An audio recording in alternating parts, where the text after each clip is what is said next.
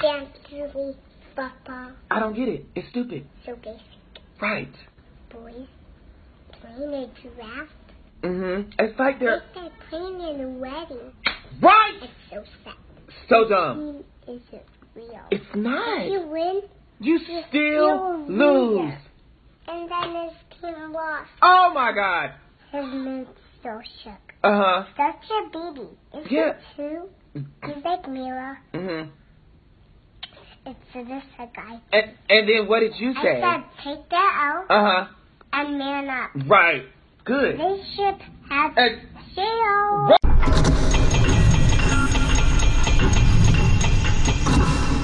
You are now tuned in to the 411 for your fantasy football with your host, Autumn Wind Williams. What's going on, everybody? This is the 411 for your fantasy football. My name is Autumn Wind Williams. Now, are you ready for week 1 of the preseason? Well, I'm going to help you get ready. I'm going to break down some picks that I'm taking in consideration for my Draft Kings and Fanduel lineup. I'm going to give you 2 quarterbacks, 2 running backs, 2 wide receivers, and 2 tight ends. And I might give you a little bit of info on my thoughts with the defense. So we're going to get right to it and pull up FanDuel DraftKings right now and see what they're offering. Okay, for Thursday night, they have a 12-game slate, a 4-game slate, a showdown for Dallas and San Francisco. And Friday night, they have a Atlanta Falcons and New York Jets, also Detroit Lions and Oakland Raiders. Now, FanDuel, they have the 12-game slate as well for Thursday night, and nothing is listed for Friday night at this moment. And what was weird that I noticed with FanDuel, they didn't even send out an email about this either. You know that usually they send out an email about any and everything, even stuff you don't even want to know about. I don't play golf. But anyway, they sent out an email about how, they didn't send out the email. I pulled up the 12-game slate, and I noticed they're doing like DraftKings. They're putting a flex position instead of a kicker. I know a lot of people that play fantasy football, they never like the kicker. They somewhat don't like the defense. I kind of like that type of traditional DFS where it's the kicker and the defense involved, and it forces people to do more research.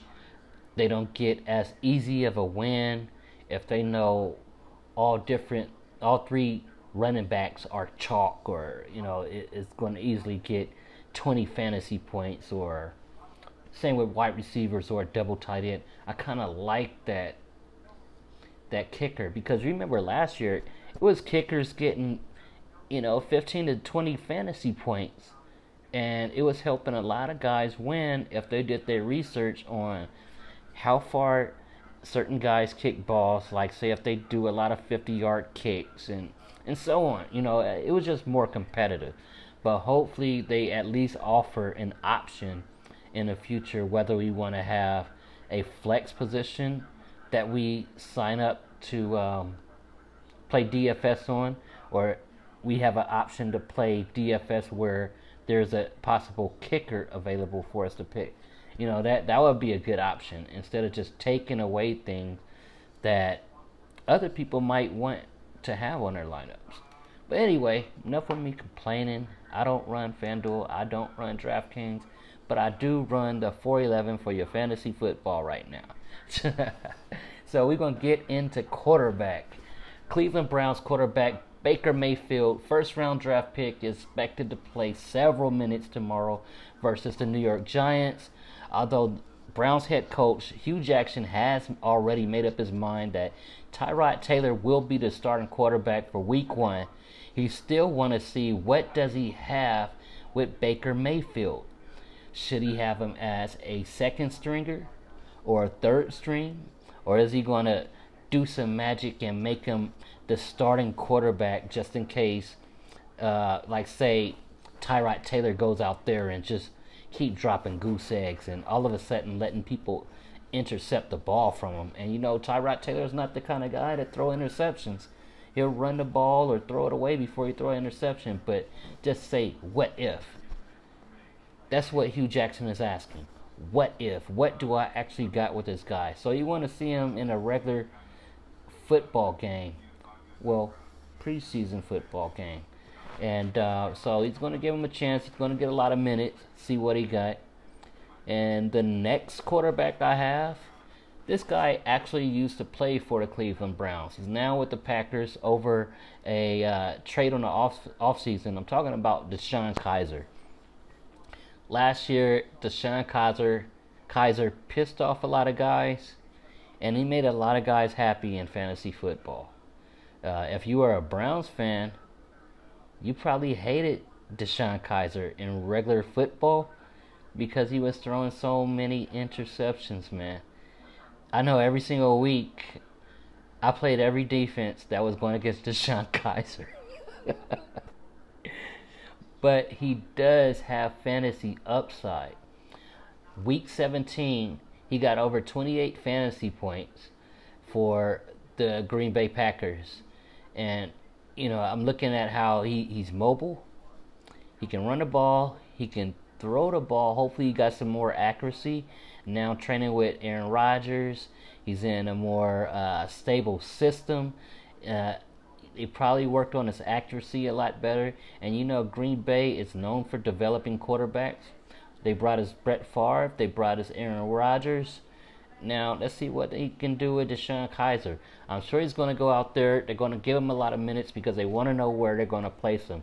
Where is he going to be on the depth chart for quarterback? Or are they going to completely release him because he sucks?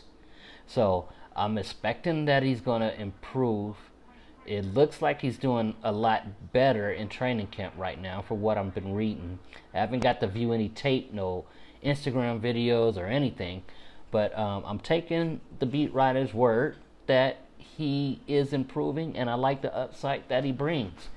Okay, let's move on to to running back. What am I talking about? Let's move on to running back. Now we have a New York Giants running back, Saquon Barkley, #1 draft pick, and he's expected to get a lot of usage this year, rushing and receiving out in the backfield. Especially after last year, how it was just a debacle with the Giants. Everybody getting injured, not being productive. Orleans Darkwell kind of has some shine here and there, but come on, man. They finally got an elite running back, Saquon Barkley. Before you hit that lock button, there is something you need to know. Yeah, it is something you need to know before you hit that lock button. As we all know, every single player has a chance to start, but maybe only play one series. That's why I'm not giving you any Antonio Brown, Odell Beckhams, and Travis Kelce's, and all these superstars that you know about. Because we're talking about the first preseason game, week 1. Before you hit that lock button, something you need to know. Saquon Barkley may only go out there for a series. He may only go out there for a quarter. I doubt if he play an entire half. But be mindful. Look up on Twitter around game time. Check the Giants website. Just check different platforms to see if they have any information on whether or not Saquon Barkley is going to get a lot of minutes. Because I know it would be smart for them to rest him after maybe a series or two, because we're talking about he is going to be their starting running back this year. I know they're going to likely rest Odell Beckham after a series or two. So it would make sense to do the same with Saquon Barkley. I know a lot of people want to see him go out there and perform and get a lot of fantasy points, but you got to think about real football. Does a coach really want to get Saquon Barkley injured on preseason week 1? Nope. So it wouldn't be smart to get him out there for more than a quarter at least. All right, so moving on. My next running back I have is Washington Redskins, Rob Kelly, R. Kelly's son. At least I thought it was. But anyway, he's competing to be on the second team position behind the rookie running back Darius Geis. Now, looking at this situation is quite similar to Saquon Barkley. We're looking at a workhorse running back that's going to be starting for the team, the Washington Redskins, this season, because they had a hard time getting production in the backfield by Rob Kelly week by week, along with Samaje Perine and some other guys too. But they feel like they found their guy. He's highly touted as a future superstar running back, Darius Geis. But since I think they might sit Darius Geis after a quarter, I'm thinking of picking Rob Kelly. I had enough of Samaje Perine, never no more. Unless he's the last man standing, never no more. You know, I remember I went heavy with Samaje Perine before, and never no more. So, Rob Kelly, he did me right. He got me, I believe, with 13 fantasy points one week. I'm looking into possibly playing him because he's going to get more minutes. I know he's going to get some kind of minutes. You know, a decent amount at least. Whether or not they play Darius Geis, he'll still be out there. All right, so I'm going to go to wide receiver, and this one was really interesting on the offseason. It was a trade with the New England Patriots and the Oakland Raiders.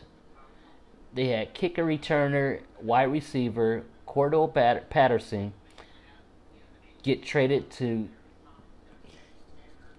New England Patriots. I feel like that was so dumb by the Oakland Raiders. If you guys know, this says it all. I don't want to have to keep repeating myself. I hate I got issues with my own team right now. I'm not just talking about on the field. I'm talking about in their head office, just making dumbass decisions. Man. But Cordell Patterson, I remember last year they had used him as a Marshawn Lynch decoy because both of them, they got that, the similar dreads. The tips kind of similar too, and they used him as a running back, made the defense think Marshawn Lynch had the ball, and here comes this guy just running past. They did it like 2 or 3 times, used him as a Lynch decoy, and this guy, he does kickoff return touchdowns. He got speed. He's like Usain Bolt type of speed, man. And to get rid of him is crazy. And everybody know, whether or not you a Raider fan or not, when Al Davis was alive, he always looked for the guy with speed. And Al would have loved that guy. But they let him go. And he went to the Patriots at the perfect time. His Patriots, they got wide receivers getting cut, injured, suspended. They got a draft pick, Sonny Michel, that just got injured, a running back. So Cordell Patterson, he can do the kick returns. He can play wide receiver. He can play running back. And I'm sure Bill Belichick already working on some plays with them. To utilize Cordell Patterson in all different kind of ways and different positions. So I wouldn't be surprised if you see him out there during the week 1 preseason game, getting a lot of minutes. So that's the reason why I'm considering using Cordell Patterson. And now we have the rookie receiver of the Chicago Bears, Anthony Miller. Now, Anthony Miller is being highly touted right now. I mean, he's becoming a star in training camp along with Allen Robinson. What I'm being told, it has been said that the speed, the savviness that was on his college highlights is actually showing up on the field. It's consistent with one-on-one drills, and he has flashes of being a future elite wide receiver. Now, that's a lot of good stuff that's said about a rookie when they're only playing in a preseason. They said elite wide receiver? I mean, that's like reaching a little bit. I mean, yeah, the dude is good, but it's a difference between NCAA college football good and NFL good. Can he go out there and be NFL good, or is he going to be NCAA college football good? But I'm going to pay close attention to Chicago Bears rookie receiver Anthony Miller. And it sounds like Chicago Bears is working with a lot of something on offense, if this is true, because they got Allen Robinson, who was out last year. They got Jordan Howard. They got Trey Burton as a tight end. And so if Trubisky is coming out there and can work with the formula that he's given with and use these guys, they might see a positive outcome this year. All right, moving on to tight end. This program has been interrupted by breaking news. It's kind of important. Dallas Cowboys quarterback Dak Prescott was interviewed, and he was asked who he planned on targeting a lot now that it's no Dez Bryant, no Bryce Butler, no Jason Witten. One name that was mentioned that he utilized a lot was Cole Beasley. And I can see using Cole Beasley a lot. Not for week 1 of the preseason, but maybe week 1 of the regular season. So I just want to give you that little information so you can write that down somewhere. Put it in one of your files that you're using to build your lineups for week 1. Just take down the name Cole Beasley, wide receiver of the Dallas Cowboys. Now back to what we were about to discuss in this program for the 411 of for your fantasy football.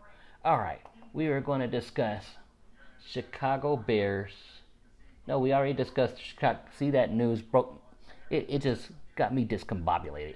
All right, tight end. That's what we were discussing. Second round draft pick for the Miami Dolphins, tight end Mike Gesicki. He's been getting a lot of attention lately because he's been doing great in training camp. He has the ability to catch the ball really high. He's 6'6", I believe. Used to play basketball. He got some skills, man. Got some skills. And he's a good red zone target. So I'm thinking about playing him. You know, I watched a little bit of tape of Mike Gesicki, and I like what I see. And I think he can make things happen for the Miami Dolphins. Also, we got another tight end that knows a lot about a little bit of basketball. I'm talking about Rico Gathers of the Dallas Cowboys. Now, he may be another target for you to utilize in your fantasy football, not only for week 1, but Dak Prescott might need this guy. I think this guy is not only going to make the 53-man roster, but he's also going to be the starting tight end for the Cowboys this year. The reason why I say that is because I was looking at him last preseason for 2017, and I like what I saw on the field. He was involved with a lot of plays. He's good at catching the ball, man. He doesn't really drop any passes, and I really feel like he would be very productive.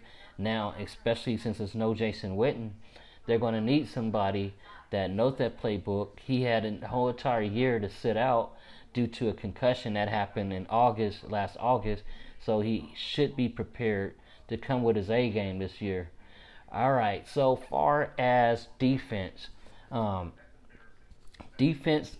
that's a difficult one for week 1 preseason, because if you saw the Hall of Fame game last week where guys were getting penalized left and right due to the new helmet rule, it's hard to pick defense because you got a lot of college players that's coming out that never had to deal with all of these strict rules that the NFL has. It's beyond, it's ridiculous. They may as well just be playing flag football now. Everything, I understand player safety and everything, but it done got to a point where a lot of the rules don't make any sense anymore. But I understand it is what it is. It's been difficult to pick defense though, because I'm concerned about all these college players that's going to get penalized because they're not used to all of these different rules, and it's going to take them some time. And I feel like two different defenses that might have it together that a lot of people have been looking at over the offseason due to the draft picks that they got, due to the free agency. And I think you guys already know who I'm about to pick. One is in NFC, one is in AFC, and I'm speaking on Chargers and the Rams. Both of them are having issues with players sitting out. Well, one of them having issues with players sitting out. The other one is having issues because one of the players got an injured foot, but it's a minor issue. He might not play tomorrow. I'm talking about the Chargers. What is the guy's name? Chargers, I believe it's a linebacker. Joey Bosa. Joey Bosa of San Diego Chargers. He injured his foot in training camp the other day, so he might be sitting out for possibly, say, the preseason game, maybe 2 preseason games. But I feel like he'll be okay starting the regular season, so it's not a big worry with that. But far as with the Rams, they have an elite defensive player sitting out, talking about Aaron Donald. He's doing pretty much the same thing Khalil Mack's doing with the Raiders right now. And it looks like both of them are trying to wait out to see who gets a bigger contract so the other one can ask for more money. So it's an interesting game of poker going on. And it's funny to kick back and see all these people in both fan bases just pissed off. I mean, I used to be the same way, and now I just try to make that money. Instead of letting the NFL make money off of me, make money off of them. Now, this has been the 411 for your fantasy football week 1 preseason. And I hope y'all go out there and meet me at the top with all your lines green. Until then, just win, baby. Thank you for listening to this episode of the 411 Podcast. Now get ready to make that money. And don't forget to follow us on Twitter at the 411 DFS.